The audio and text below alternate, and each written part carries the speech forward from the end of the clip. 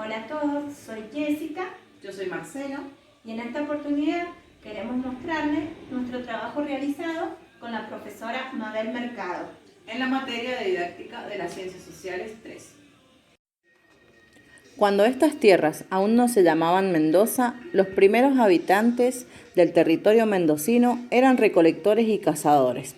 Y con el paso del tiempo, algunos aprendieron a cultivar y criar animales. Ellos eran, al norte, los huarpes y al sur, puelches y pehuenches. Los pehuenches habitaban la cordillera, eran un pueblo cazador y recolector nómade. Realizaban comercio con otros pueblos. Su desplazamiento dependía de la estación del año y de la comida disponible.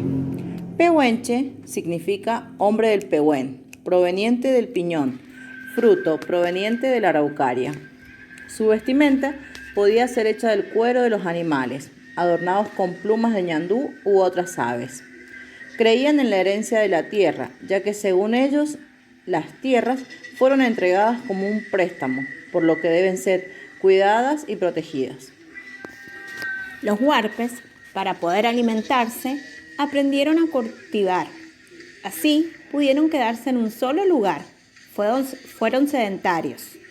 Vivían en aldeas, construyeron acequias y criaban animales.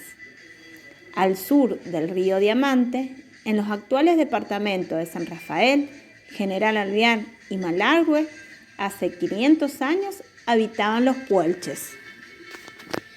Este pueblo era nómade, se organizaba en tribus dirigidas cada una por un cacique. Se dedicaban principalmente a la caza de ñandúes y guanacos.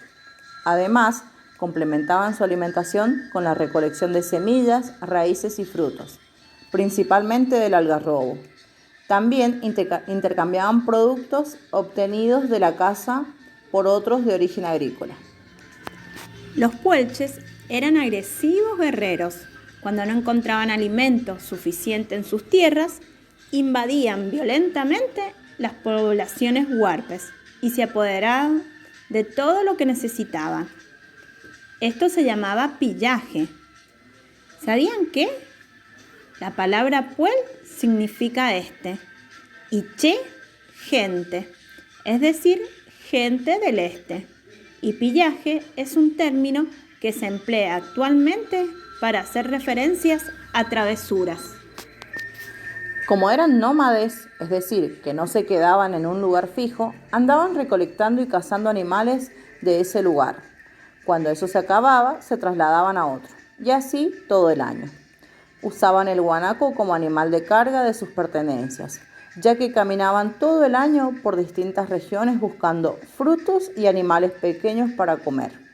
Los puelches eran excelentes trabajadores del cuero de animales, es decir, que eran curtidores. Sus mantas los cubrían del frío del sur mendocino. Las usaban con el pelo hacia adentro.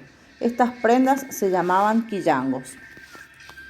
Este grupo de aborigen armaba campamentos de viviendas que eran desarmables y fácil de transportar. En cada tienda podían llegar a vivir 20 personas. Entre los distintos grupos practicaban el trueque, intercambio de alimentos, pieles o herramientas. Para cazar utilizaban el arco y la flecha y posteriormente incorporaron la lanza araucana de varios metros de largo y las boleadoras. Con el cuero de los animales que cazaban hacían sus viviendas y también la usaban para hacer mantas y cubrirse. Además, con los cueros de guanaco o de liebre, hacían recipientes para llevar agua durante las largas caminatas. Los huarpes vivían en los valles y planicies mendocinas cercanas al río Mendoza. Ocuparon el valle de Huentata, Guanacache, valle de Uco y el de Jaurúa. Sabían cultivar plantas para alimentarse. Por eso se dice que eran agricultores. Sembraban maíz, quinoa, nuez, zapallo y calabaza. Aprovechaban el agua del río de montaña que bajaba hacia las aldeas, pero cuando hacía calor, a veces el agua que llegaba era tanta que se producían inundaciones. Como buenos agricultores, conocían los lugares más adecuados para sembrar las épocas de siembra y de recolección. Estos aborígenes construían sus casas de piedra y barro, corrales para animales y cercos para sus plantaciones. Su vestimenta era una manta ajustada en la cintura, como una especie de camiseta andina. Las telas eran coloreadas con tintas naturales de plantas. También bordados geométricos, sabían hacer tejidos para crear cestos, vasijas y otros elementos de acarreo. Tejían con fibra seca de plantas, llamada totora. Hoy sabemos usar sillas y otros muebles con la técnica del totorado. Este pueblo era muy religioso. Creía en varios dioses, al igual que los puelches y pehuenches. Eran politeístas. El dios más respetado era Unuk-Uar, el dios que habitaba en las montañas y les regalaba el agua para vivir. El idioma de los huarpes era el milcayac y aún utilizamos términos en esa lengua. Por ejemplo, Aconcagua, que significa altura que domina el este. Andes, que significa lugar que está en el oriente.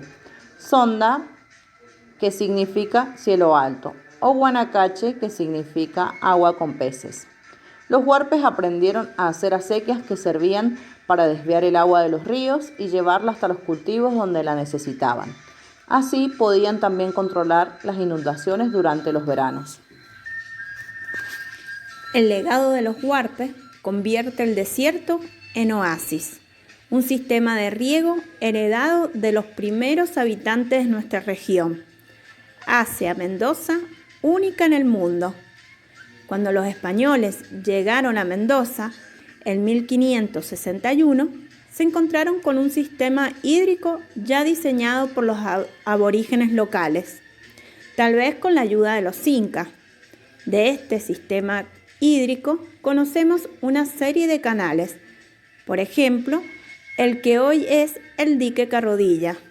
Ya era un lugar de los indígenas habían elegido para hacer nacer en este lugar por una cuestión de pendientes, una serie de canales principales y canales secundarios para finalmente terminar en acequias rurales. Lo que hace a Mendoza novedosa son sus acequias urbanas, ya que es la única ciudad aparentemente en el mundo que tendrían acequias urbanas aún en funcionamiento. El arte de la totora, términos en lengua milcayac, el uso de acequias y mucho más es lo que perdura en el tiempo entre nosotros, el pueblo mendocino, que se resiste al olvido de nuestras raíces huarpes, de donde vinimos y de lo que somos. No debemos olvidar que la tierra es un tesoro que no se puede perder ni vender, ya que en ella han nacido generaciones tras generaciones.